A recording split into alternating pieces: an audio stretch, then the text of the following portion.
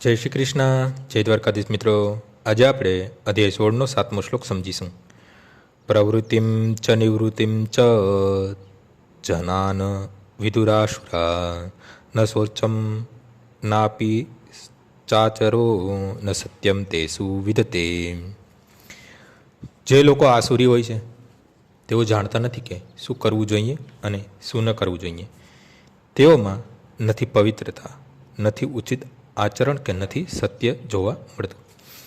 દરેક સભ્ય માણસ સમાજમાં અમુક આચાર સંહિતા હોય છે કે જેનું પાલન શરૂઆતથી જ થાય છે, ખાસ કરીને આર્યોમાં કે જે વૈદિક સભ્યતાને વરેલા છે તથા અત્યંત સંસ્કૃત લોકો સાથે સુપ્રસિદ્ધ છે. તેવાનું પાલન કરે છે. પરંતુ જે મનુષ્યો શાસ્ત્રોના આદેશો માનતા નથી તેઓ અસુરો ગણાય છે. એટલે જ અહીં કહેવાય છે કે અસુરો શાસ્ત્રોક્ત નિયમો જાણતા નથી અને એ નિયમોનું પાલનમાં લેશ માત્ર રુચિ ધરાવતા નથી. ઘણા ખરા તો નિયમો જાણતા જ નથી અને કેટલાક જાણતા હોય તો પણ તેના અનુસરણની વૃત્તિ ધરાવતા નથી. તેમણે વૈદિક આદેશો ન તો શ્રદ્ધા હોય છે અને ન તો તેઓ તે પ્રમાણે વર્તવાની ઈચ્છા ધરાવે છે.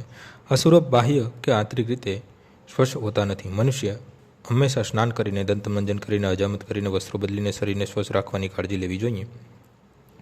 આંતરિક સ્વચ્છતાની બાબત મનુષ્ય સદા પવિત્ર ભગવાન નામનું સ્મરણ કરતા રહેવું જોઈએ. હરે કૃષ્ણ, કૃષ્ણ કૃષ્ણ, હરે હરે, હરે રામ, રામ રામ, હરે હરે.